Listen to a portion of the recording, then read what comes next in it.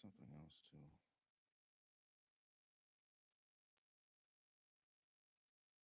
Assalamu alaikum wa rahmatullah.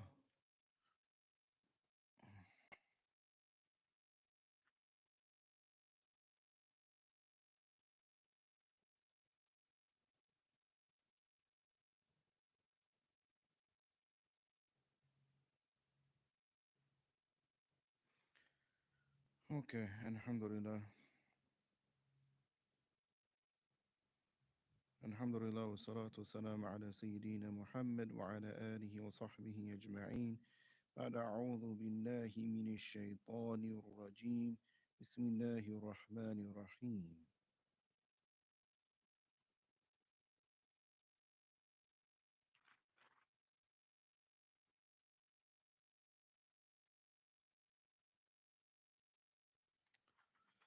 I remember reading something also. I wanted to cover that too. It was before the sajda.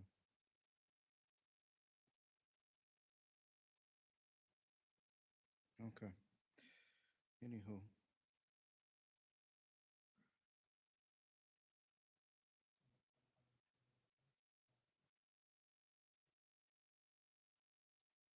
um, oh, but, okay. كل شيء من الله سبحانه وتعالى. Okay. So, so this evening, inshallah, we are going to start from Surah Al-Furqan, and we are just a couple pages into it. It's at the very beginning of the 19th para, the 19th Juz. So Allah subhanahu wa ta'ala, and this is Allah subhanahu wa ta'ala is now giving the account of what will take place in the akhirah, and the remorse, the regret of those people who now um, they've kind of been run into inescapable reality. So this is what happens after the delusion and the bubble of fantasy has been popped, after all the all the batil has been erased and it has been wiped away, and the haqq is clear and evident, plain and true. The ghaib is now what is unseen is now seen, and Allah subhanahu wa ta'ala now is giving the account of the zalim, the oppressor, the tyrant, that person who has wronged himself or herself. And this ya waylata, this remorse and this regret is coming. That laytani, so that if only, ya laytani, laytani. Laytani is used when remorse, regret, if only I had. So it involves something that deals with the past that you can't go back and change, as opposed to la'alla, and la'alla is in reference to the future, which now the possibility of that thing taking place actually exists. But laytani, it's all over. So here, Ya waylata laytani lam attakhidh fulanan khalila. So after they find out that this is what their situation with, this is what their situation is, and they are immersed and surrounded and consumed now by the anger of Allah subhanahu wa ta'ala because of their own actions, because of the delusion that they lived in this life, and fi hayat dunya, because of the choices that they made, their disobedience to Allah subhanahu wa ta'ala, not following the sunnah of Rasulullah sallallahu alaihi wasallam.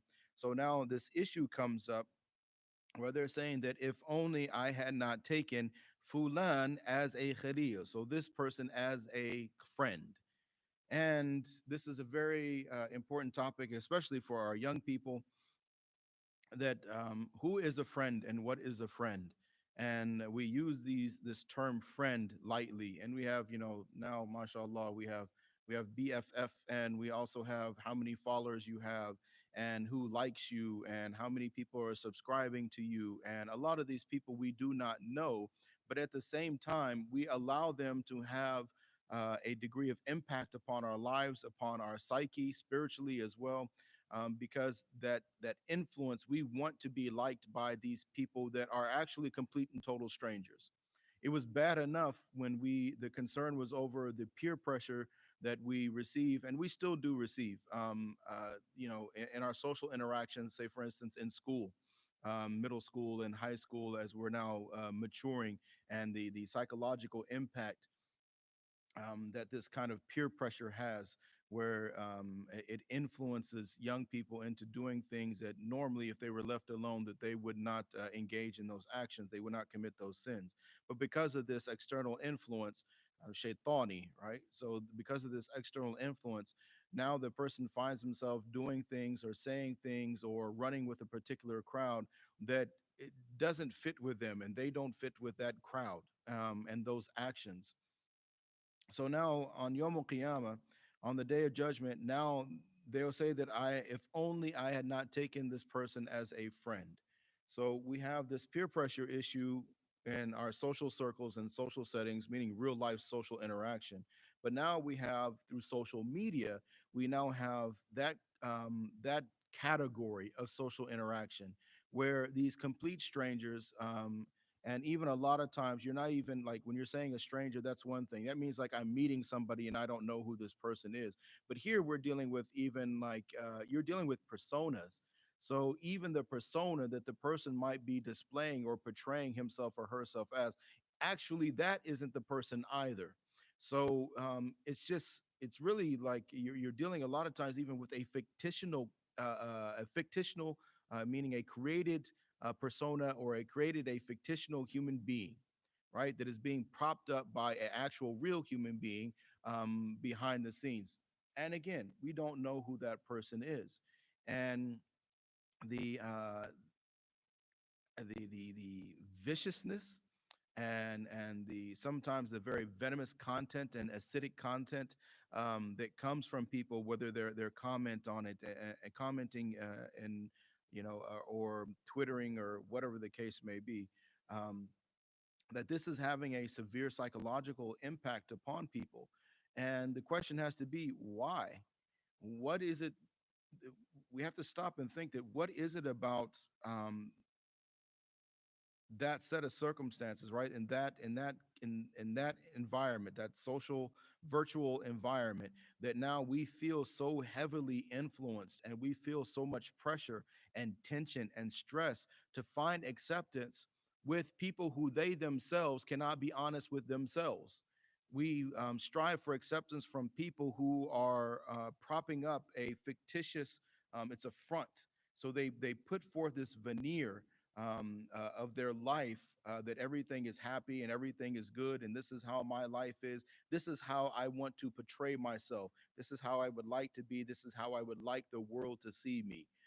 If I had a choice, this is how I would have it. So you have this veneer that is up in front, and what is it about? What is it about us that we've become so weak-hearted and weak-minded that we now crave validation and we crave recognition from complete and total strangers? There's something inherently wrong with that. That because as Muslims, especially with non-Muslims, it's easier to understand. It doesn't, again, that's not to justify it, it's just easier to understand.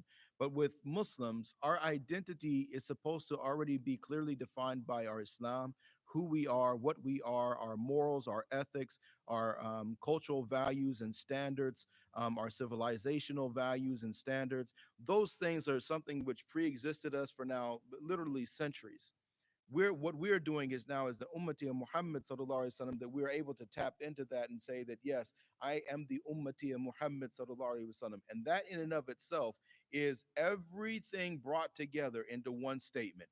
Who are you? I am a Muslim. I am the Abd of Allah. I am the ummati of Muhammad sallallahu alaihi wasallam. But what does that mean? Now, mashallah, that's where the explanation of Islam comes in. This is our Sharia. It's our Aqidah.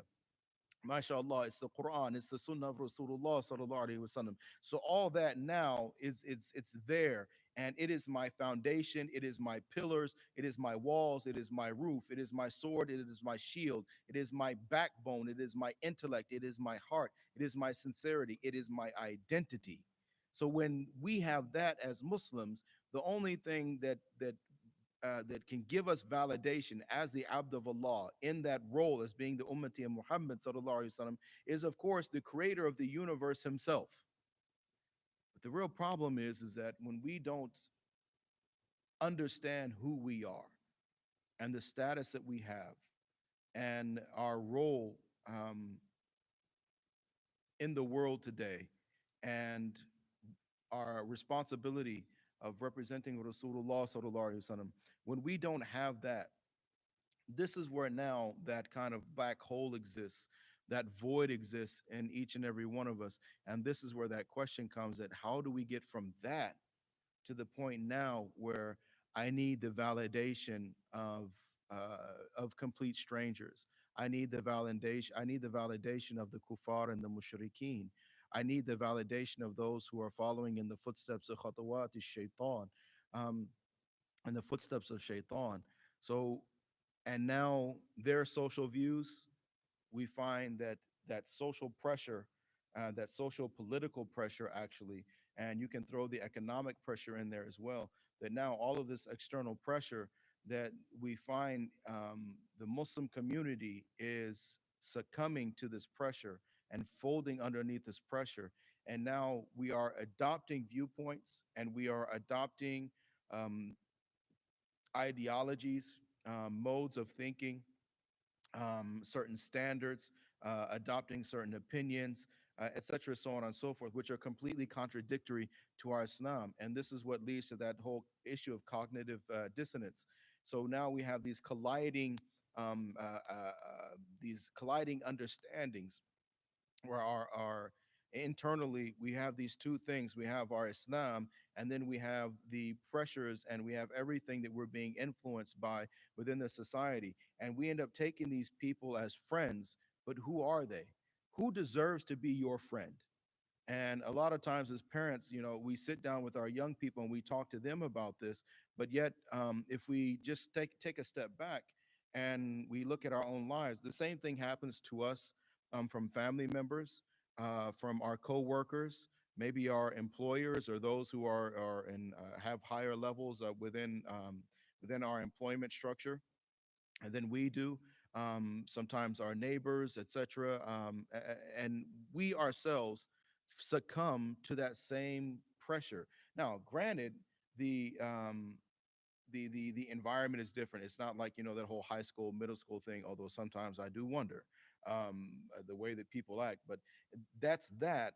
But then now it's like, just because you're not a teenager, or you're not in college, you're not 20, 21, 22 anymore, it doesn't mean that just because now you are in your 30s or your 40s or even your 50s or even your 60s, that when like one plus one still equals two.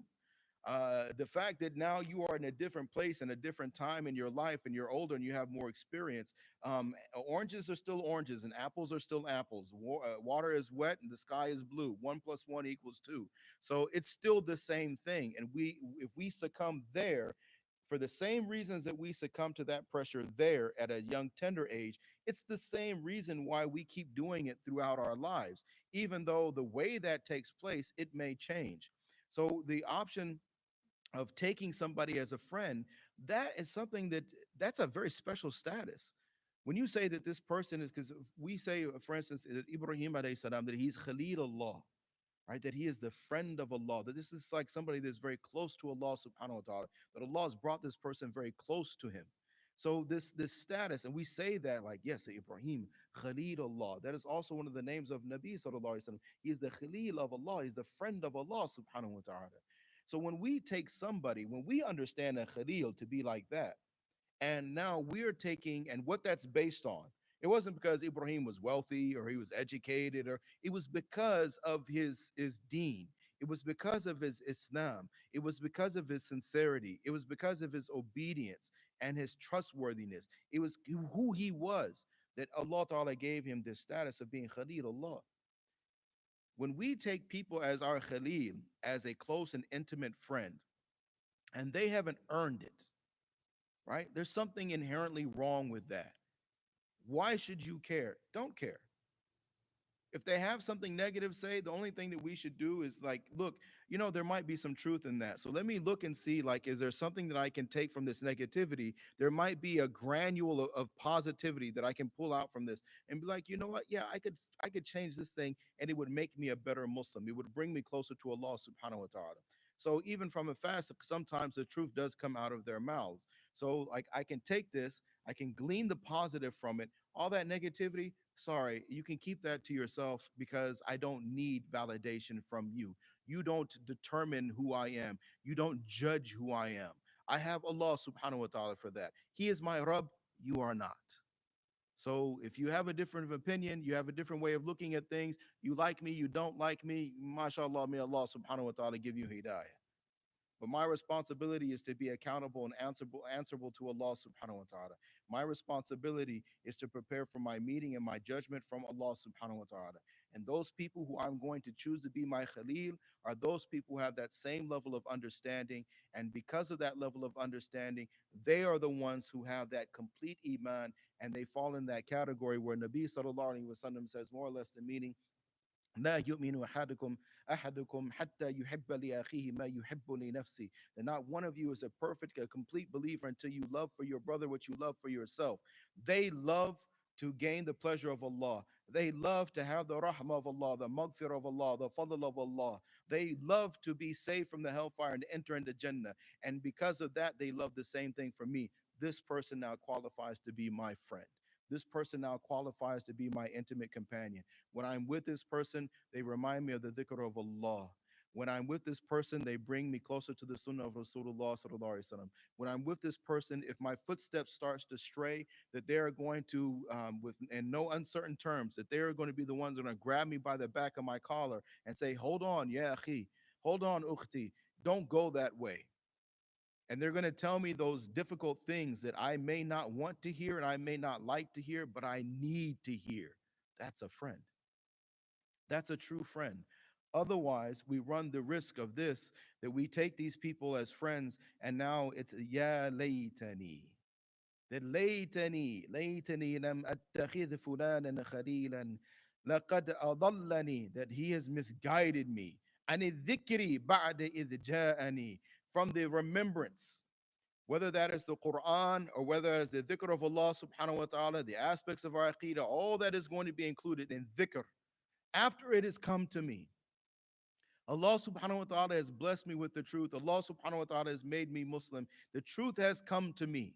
And now, because I took this person as a friend, because I wasn't cautious and careful about who I brought within that inner circle, those who I made my intimate companions, because I wasn't careful about that, this person now has become a means of my misguidance. وَكَانَ الشَّيْطَانُ لِلْإِنسَانِ خَذُولًا. And shaitan, this is what shaitan wants from us all the time. So to this deception and misguidance and delusion, all of this is what shaitan wants from us. And when somebody is engaged in the disobedience of Allah, then they are now the tool of shaitan. Whether they are conscious of it or unconscious of it is completely irrelevant. It's completely irrelevant. And it could be your spouse, it could be your child, it could be your parents, it could be your neighbors, it could be a family member, it could be a complete and total stranger. This person could be at work, person could be a celebrity. It doesn't matter who it is. Any person, any walk of life, it could be anybody. If they are in the disobedience of Allah subhanahu wa ta'ala, then they have stepped out of their own choosing. They have stepped out of the rahmah of Allah. They have stepped out of the protection of Allah, and therefore shaitan can now manipulate them and use them as a means of misguidance and a means of tyranny and oppression and destruction of other people. Whether they are conscious of it or unconscious of it, the result is still the same. Their accountability is still the same as well. But the problem is that you and we have to remain conscious. We have to be on guard. We have to choose these people that we're going to say that this is my friend. They have to be worthy of it, because each and every Muslim, each and every human being, but more importantly and more specifically, a Muslim, because you have accepted the truth, each and every Muslim, you are special. That validation has come because Allah made you Muslim. What more validation do you need? You are Muslim. Allah made you Muslim. Your status among the entirety of humanity has already been elevated. You are a Muslim. You are the ummati of Muhammad sallallahu alaihi wasallam. So those people now, the same with royalty. Royalty are very particular about who they let in the palace and who they will let into the courtroom and to the inner circle, right? So the same way, you have a special status. So choose very carefully those people who are your friends, those people who are your confidants, and those people who now you are going to spend your time with and take information from and take opinions from, that these people, they must be of a certain caliber. They must be of a certain caliber. They must be worthy, because then it is by that way, by you and I first, because this is the end, but that's one thing as far as like them being worthy. But then there's the other side of it as well, and we don't have enough time. But suffice to say, you and I must also be worthy. You and I must also be worthy. We look at other people and we judge other people also. We are also guilty of the same thing. We do this to other people. We are the culprits. We are the criminals. We are the perpetrators. So we do this to other people. So at the same time, we have to ask ourselves that, am I a worthy friend? Do I am this what we just described as what a friend is, right? Ultimately, we're going to look at this Khalilullah, right? We're going to look at Ibrahim alayhi salam and say, this is Khalilullah. This is who Allah subhanahu wa ta'ala said is Khalil. And we look at Nabi Muhammad sallallahu alaihi wasallam, Habib Allah, the beloved of Allah subhanahu wa ta'ala. Now, how close am I to this standard? Am I a friend? Should somebody trust me? Do I bring people closer to Allah subhanahu wa ta'ala? Like, am I willing? Am I a positive influence? Am I helping this Muslim brother or sister get closer to Allah subhanahu wa ta'ala? And am I helping them to be eligible for their najat, their salvation from the hellfire? Because at the end of the day, they say, وَقَالَ رَسُولُ, uh, excuse me, yeah. وَقَالَ رَسُولُ يَا رَبِّي إِنَّ قَوْمِ اتَّخَذُوا هَذَا الْقُرْآنَ مَهْجُورًا. After this, Allah subhanahu wa ta'ala mentions that the messenger, the messenger said, Ya Rabbi, O my Rabb, inna qawmi, that my people, they have taken this Quran, mahjura, like you've thrown it behind your back.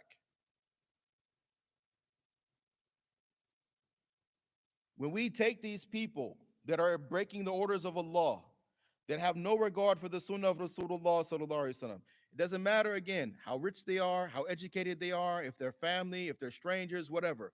If they don't have any regard for obeying Allah subhanahu wa ta'ala, being the ummati of Muhammad sallallahu alaihi wasallam, if they fall into this category where now the Rasul is saying that, Ya Rabbi, my people have taken this Quran and now thrown it behind their backs. They have no regard for it whatsoever.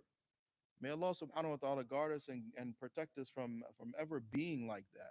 May Allah subhanahu wa ta'ala protect us from ever having these negative pressures and influences from these people who are in the anger of Allah subhanahu wa ta'ala. May Allah subhanahu wa ta'ala save us from the barrage of negativity that is so pervasive in our society today.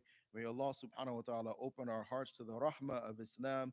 May Allah subhanahu wa ta'ala open our hearts to the itminan and the iqna'a that comes with this contentment that comes with the practicing of the Quran and the Sunnah of our beloved Nabi Muhammad sallallahu alaihi wasallam.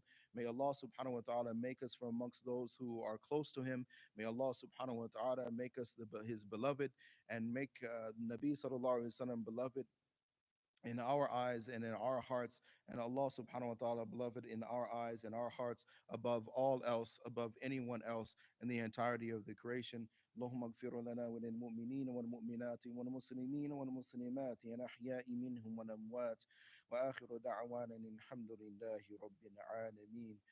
Inshallah, tonight is the 20th. We are entering into the last 10 nights of the month of Ramadan, just like that. Inshallah, we will talk a little bit tomorrow night, inshallah, tomorrow evening, because it will be the 21st.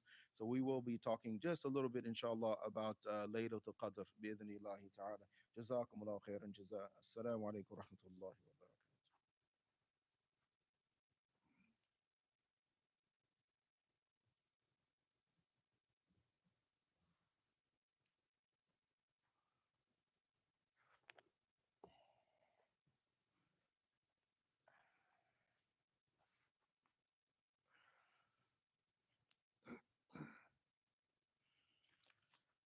Assalamu alaikum.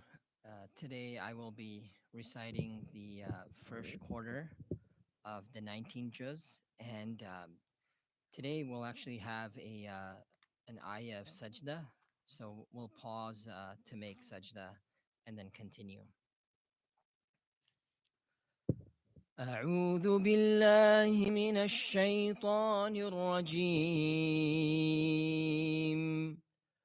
بسم الله الرحمن الرحيم.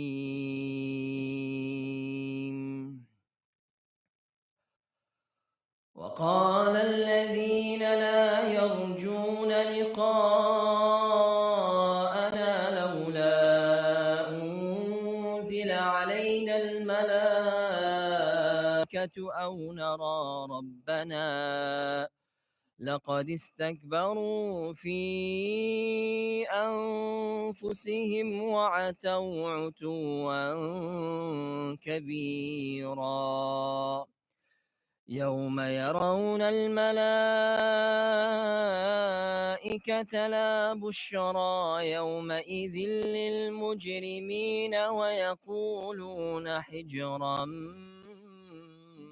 محجورا وقدمنا إلى ما عملوا من عمل فجعلناه هباء منثورا أصحاب الجنة يومئذ خير مستقرا وأحسن مقيلا ويوم تشقق السماء بالغمام ونزل الملائكة تنزيلا الملك يومئذ الحق للرحمن وكان يوما على الكافرين عصيرا ويوم يعض الظالم على يديه يقول يا ليتني اتخذت مع الرسول سبيلا يا ويلتى ليتني لم أتخذ فلانا خليلا يا ويلتى ليتني لم أتخذ فلانا خليلا لقد أضلني عن الذكر بعد إذ جاءني وكان الشيطان للإنسان خذولا وقال الرسول يا رب إن قوم اتخذوا هذا القرآن مهجورا وكذلك جعلنا لكل نبي عدوا من المجرمين وكفى بربك هاديا ونصيرا وقال الذين كفروا لولا نزل عليه القرآن جملة واحدة كذلك لنثبت به فؤادك ورتلناه ترتيلا ولا يأتونك بمثل إلا جئناك بالحق وأحسن تفسيرا الذين يحشرون على وجوههم إلى جهنم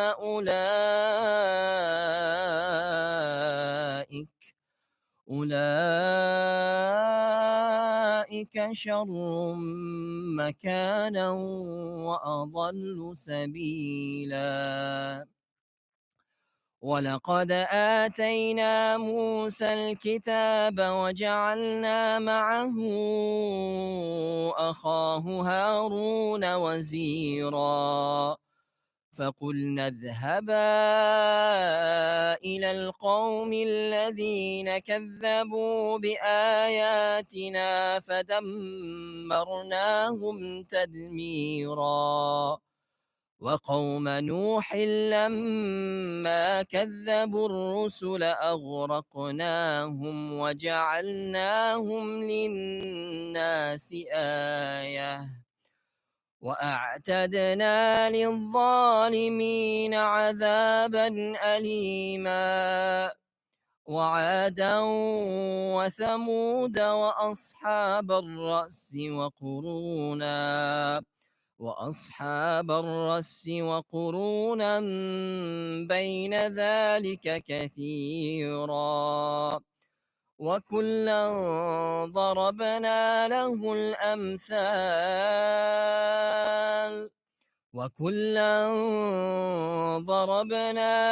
الأمثال وكلا تبرنا تتبيرا.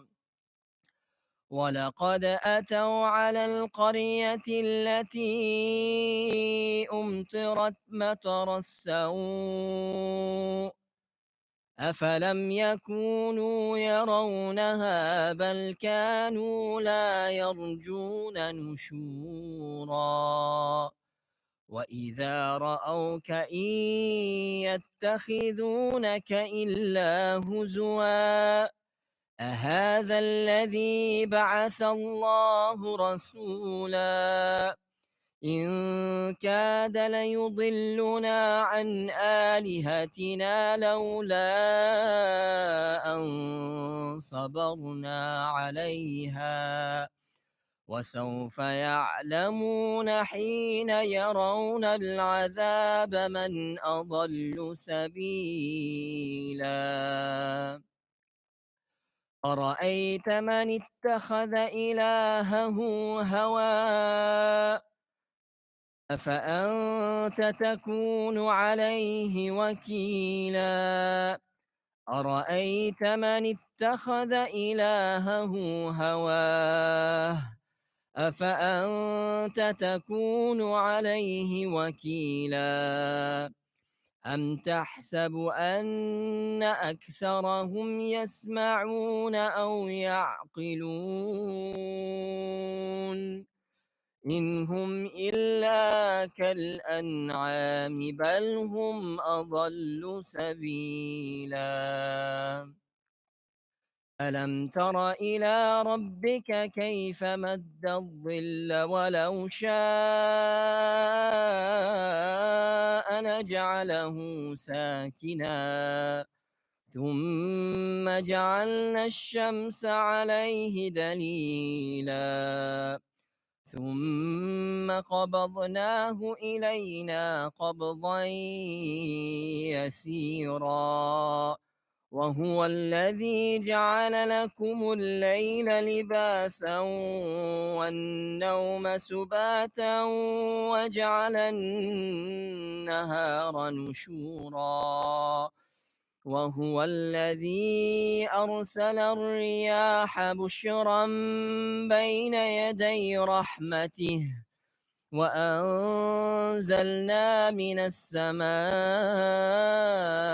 ماء طهورا لنحيي به بلدة ميتا ونسقيه مما خلقنا أنعاما وأناسيا كثيرا.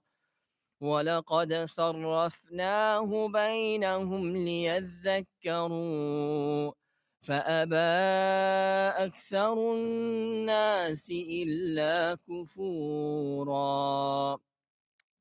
ولو جئنا لبعثنا في كل قرية نذيرا فلا تطع الكافرين وجاهدهم به جهادا كبيرا وهو الذي مرج البحرين هذا عذب فرات وهو الذي مرج البحرين هذا عذب فرات وهذا ملح أجاج وجعل بينهما برزخا وحجرا محجورا وهو الذي خلق من الماء بشرا فجعلناه نسبا وسحرا وهو الذي خلق من الماء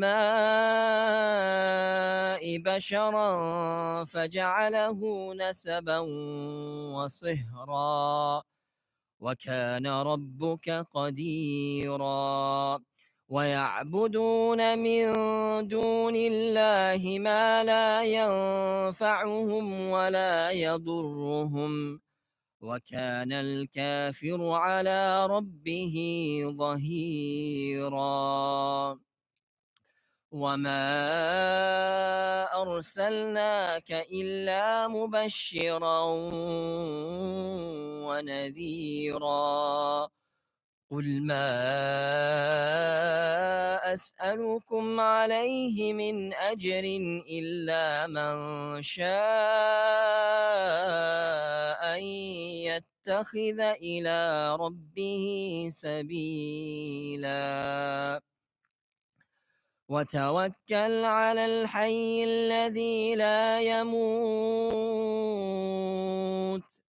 وسبح بحمده وكفى به بذنوب عباده خبيرا الذي خلق السماوات والأرض وما بينهما في 6 أيام ثم استوى على العرش الرحمن فاسأل به خبيرا وإذا قيل لهم اسجدوا للرحمن قالوا وما الرحمن أنسجد لما تأمرنا وزادهم نفورا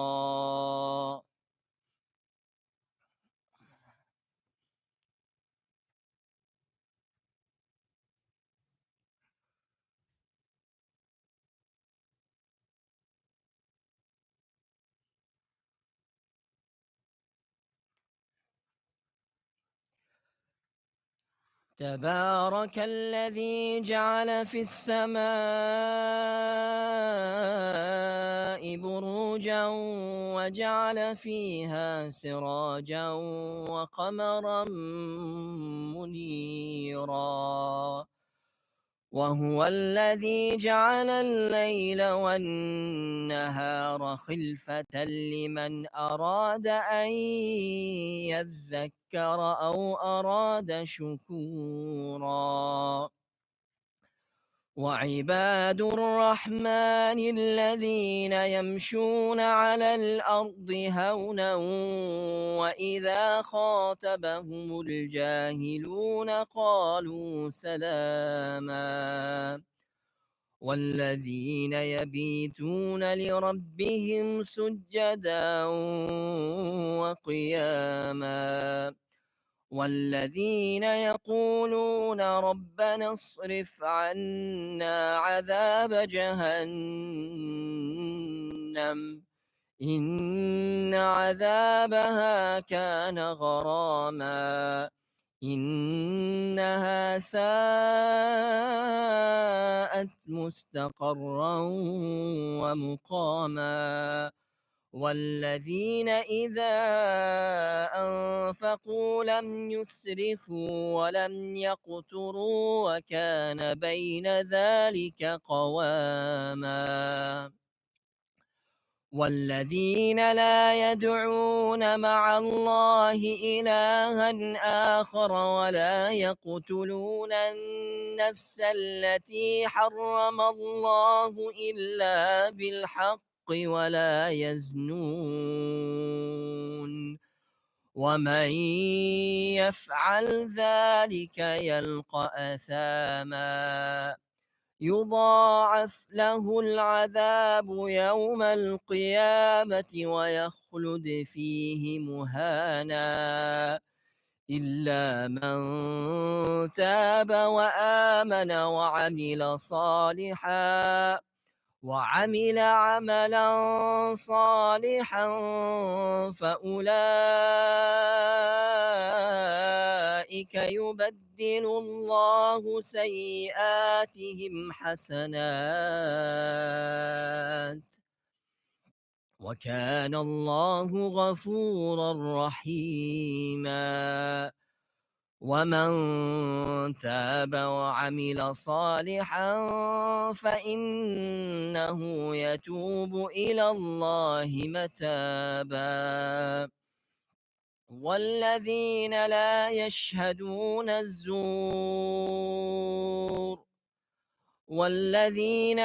يشهدون الزور وإذا مروا باللغو مروا كراما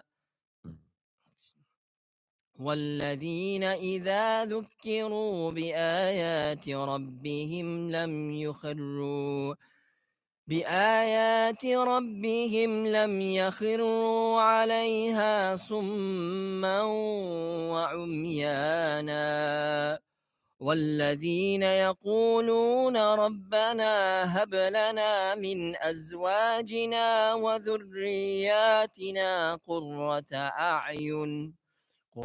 أعين وجعلنا للمتقين إماما أولئك يجزون الغرفة بما صبروا ويلقون فيها تحية وسلاما خالدين فيها حسنت مستقرا ومقاما قل ما يعبأ بكم ربي لولا دعاؤكم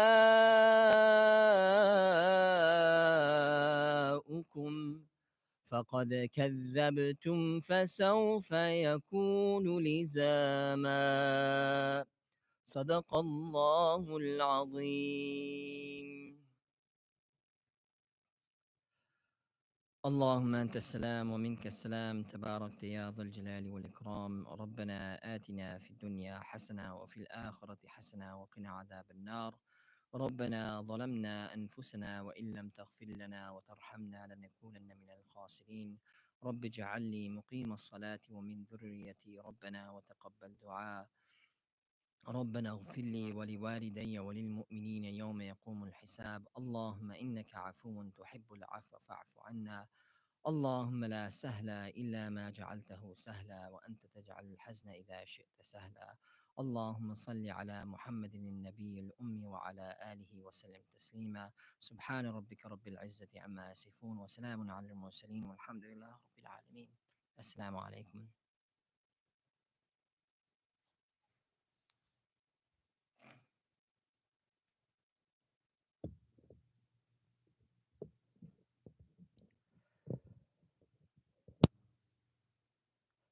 الله أكبر الله أكبر الله أكبر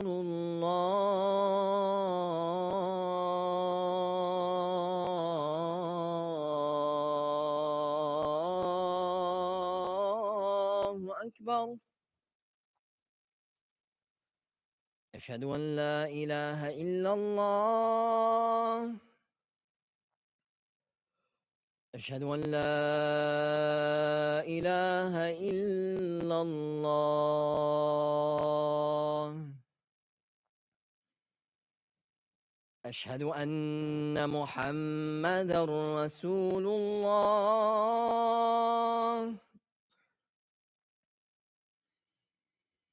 أشهد أن محمد رسول الله. حي على الصلاة.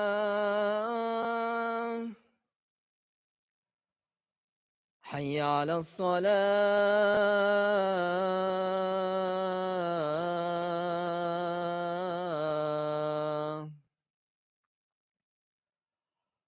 حي على الفلاح.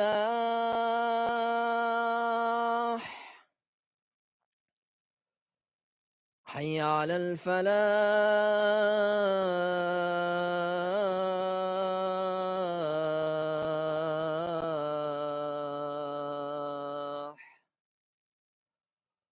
الله أكبر